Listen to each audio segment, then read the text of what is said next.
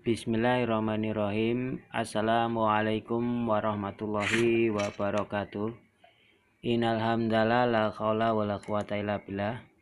Yang pertama dan paling utama, marilah kita selalu bersyukur kepada Allah Subhanahu wa taala karena pada kesempatan ini kita masih diberikan salah satu kenikmatan, yaitu nikmat sehat, sehingga dengan nikmat sehat ini kita bisa beraktivitas seperti biasanya.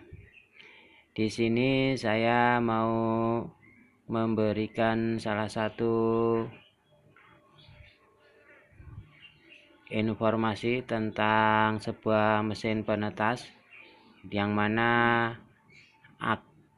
apa akibatnya apabila kita di dalam sebuah mesin penetas kita kekurangan suhu panas dan apabila juga kelebihan. Jadi untuk sebuah suhu panas itu diperlukan sebuah telur untuk pembentukan embrio. Seandainya telur itu kita panasi dengan ukuran panas suhu yang sesuai, maka kita akan dapati telur yang akan menetas juga sempurna, tepat waktu, karena kita tahu bahwa suhu panas itu sesuai dengan apa yang dibutuhkan oleh sebuah telur.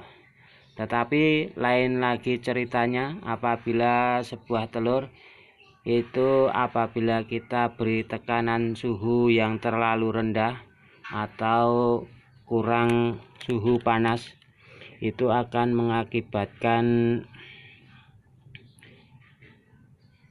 yang pertama mengakibatkan gagal menetas, karena kita tahu bahwa untuk sebuah telur bisa membentuk proses pembentukan embrio itu memerlukan suhu yang ideal. Andai saja kurang dari apa yang kita harapkan, mungkin pembentukan embrio itu akan berjalan lambat. Bahkan kalaupun berjalan lambat, seandainya tidak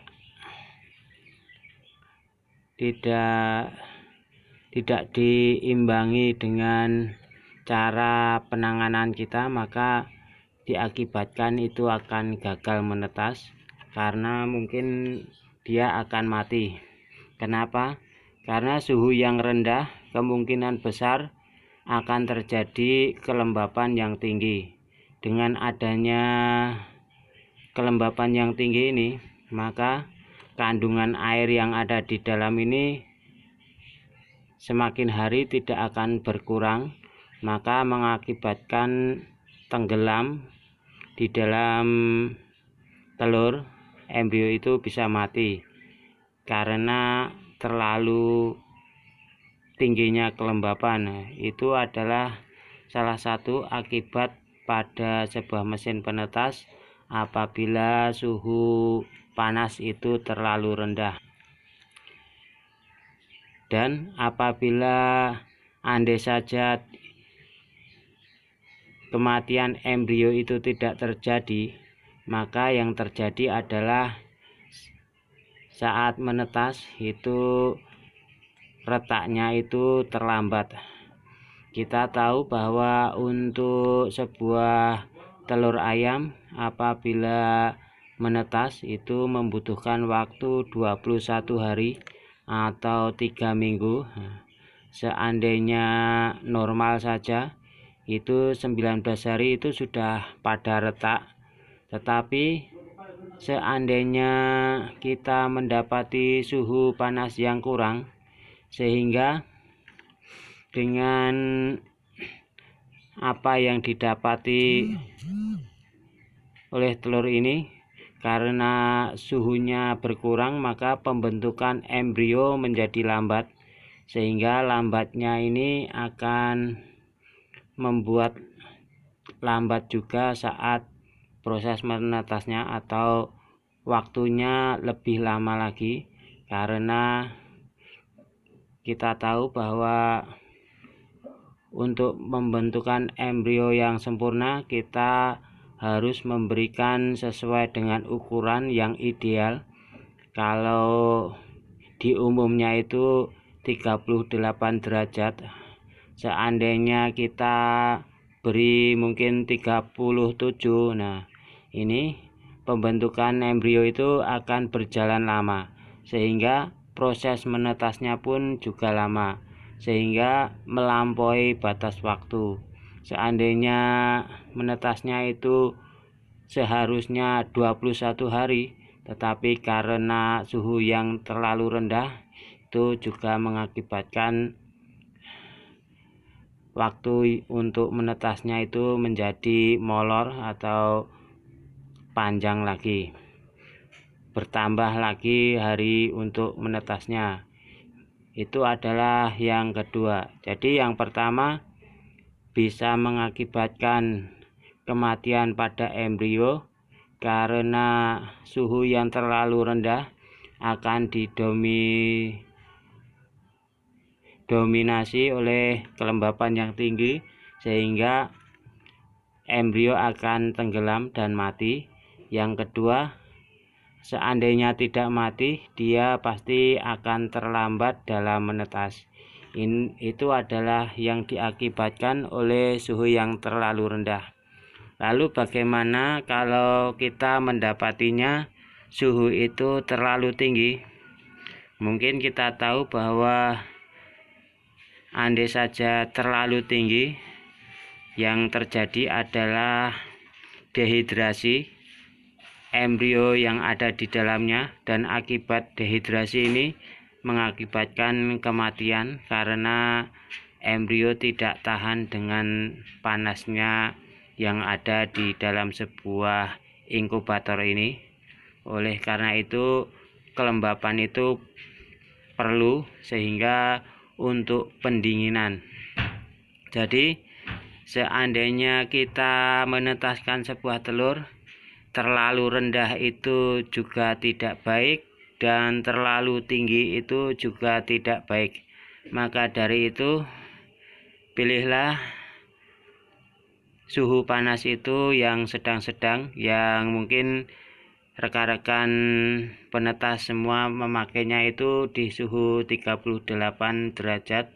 Itu adalah suhu yang ideal untuk menetaskan sebuah telur, walaupun ayam ataupun entok ataupun bebek itu menggunakan suhu yang sama.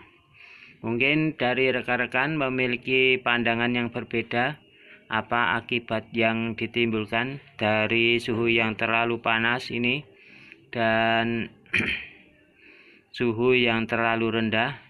Mungkin andai saja belum disebutkan, rekan-rekan boleh tulis di kolom komentar. Nanti kita berbagi ilmu, kita sharing-sharing. Mudah-mudahan dengan berbagi ilmu ini kita akan mendapatkan solusi yang terbaik. Jadi kesimpulan pada video kita kali ini adalah yang diakibatkan suhu terlalu rendah itu tidak baik, dan apabila kita mendapati suhu yang terlalu tinggi juga tidak baik. Kesimpulannya adalah yang ideal saja, yaitu 38 derajat. Mungkin rekan-rekan lain yang hobi menetaskan sudah memakainya dan sudah teruji dengan baik bahwa 38 derajat itu suhu yang ideal. Karena kita tahu ada yang memakai 37, ada yang 37,5. Nah, tetapi mungkin kebanyakan adalah 38. Dan andai saja 38 lebih itu sudah ketinggian, maka akan mengakibatkan kematian pada sang embrio. Mungkin cukup sekian dari saya. Andai saja ada manfaatnya, tetap dukung channel ini dengan cara like dan subscribe Mudah-mudahan dengan dukungan ini saya termotivasi untuk membuat video-video selanjutnya. Sebelumnya saya ucapkan selamat berkarya, selamat menetaskan. Mudah-mudahan persentase menetasnya sangat tinggi, dan di sini saya mengharapkan dukungan pada rekan-rekan untuk selalu mendukung channel ini. Wabillahi taufik wal hidayah. Wassalamualaikum warahmatullahi wabarakatuh.